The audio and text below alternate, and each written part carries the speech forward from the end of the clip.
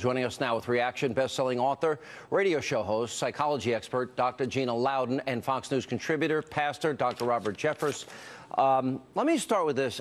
To me, I mean, it's pretty powerful that people would say they forgive him. I don't know. I'm a Christian pastor. I don't know if I would have that level of forgiveness. I know that's the teachings of Christ and him on a cross, and he said that. Forgive them, they know not what they do, but it's harder in real life. Here's the question we have.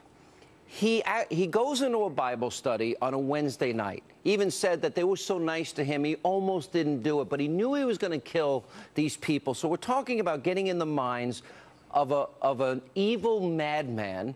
And now it raises questions, because I wouldn't be surprised if an insanity defense of some kind is brought up. He walks in, sits there for an hour with the intention of killing them. Then he wipes them out one after another, lets one survivor go to tell the world in all of this. Dr. Jeffress, are we dealing with evil? Are we dealing with a chemical imbalance? Is this a psychiatric issue?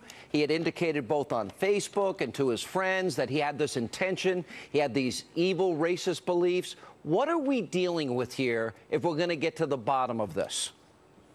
Look, over the last few days, people have been trying to attribute these heinous acts to everything from insufficient gun laws to Fox News. But the real issue here is evil, or what the Bible calls sin, that lurks in every human heart. And you know, when Dylan says he was surprised at how kind these people were, it made me wonder, Sean, if he had ever been in a church before, if his parents had ever taken him to church, or it was ever a part of his life. You know, every parent's first responsibility is to teach his child that there is a God to whom he's accountable, and that God has certain commands that we're obligated to obey. And unfortunately here, it looks like that wasn't a part of Dylan's life, and that is a real tragedy. All right, Dr. Loudon, let me go to your part. Now, we have all these past incidents where Columbine, Aurora, for example, Sandy Hook. Later on, we find out that these kids are on psychotropic drugs. Some people make a connection. There was an arrest, we believe, for Suboxone, which is an opiate substitute that in and of itself can be addictive and has properties that some people act out this way by using the drug. Do you believe evil's a factor? Is this biochemical in nature? Is this somebody that we should have realized early on based on his Facebook postings and rantings and ravings to family? Did they have an obligation to tell authorities? How do you see the mind of a madman here? I see it very simply. Evil causes murder. And not only does evil cause murder, Sean, denial of evil causes murder. We have created such a politically correct society. Are you talking about principalities of darkness?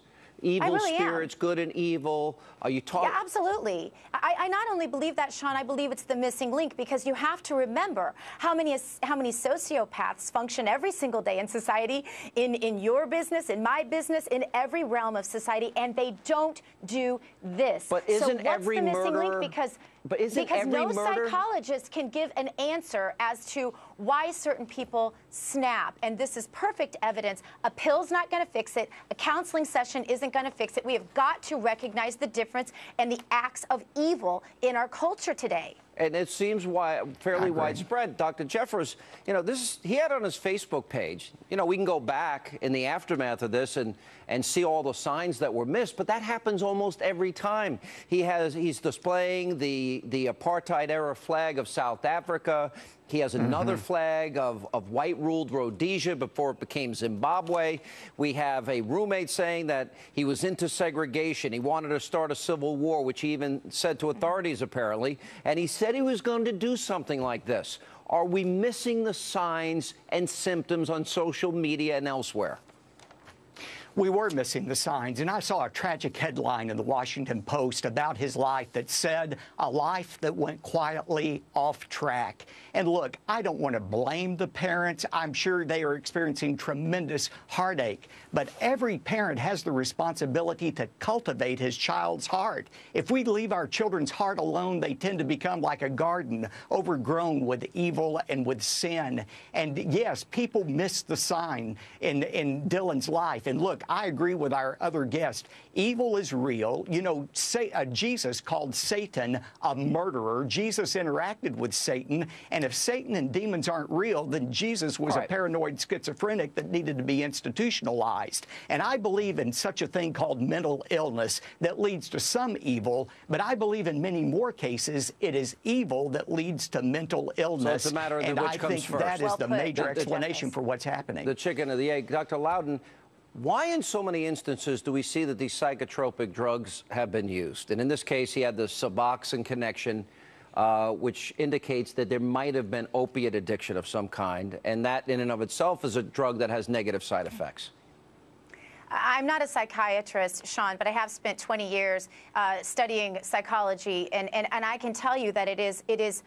I would say, Sean, that really the denial of evil in our culture has led to this more than any other factor. If you just look at the statement from his friend, Mr. Taylor, he says he knew that he was threatening all of these things. He had a plan, told people he was going to do this, Sean, but his friend's response, I don't judge people, so I didn't tell anyone. Sean, it is that political correctness that has caused this. But do we have to look at these medications? Do we have to look at how we're treating people that are showing signs that they're not coping properly in life? Are we overprescribing? Do we even know the real side effects of these drugs on certain individuals? Because the rate of incidence of these shooters and the drug use and the connection is undeniable. I don't know in this case, but I wouldn't be surprised. Do we have to look at that? Sean, the last time Sean. Yeah. Go ahead. I'm sorry, Dr. Jeffress. Go ahead. Oh, pardon me. Well, I'm just simply saying, I think God gives medication to heal some illnesses, but I think when you, like our other guest said, deny the reality of evil, you want to use medicine to solve every problem, and it doesn't solve every problem. And, Sean, there's a great danger here, too. The Diagnostics and Statistics Manual, version 5, could literally render all of us, 50% of our society, labeled mentally ill. So then what are the implications? Because people want to medicalize this. They want to say it's a sickness. The doctors want to make a buck.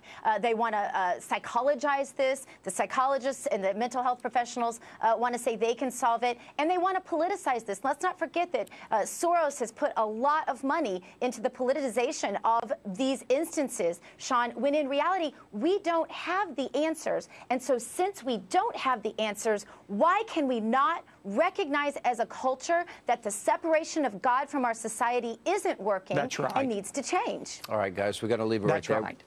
We appreciate your time.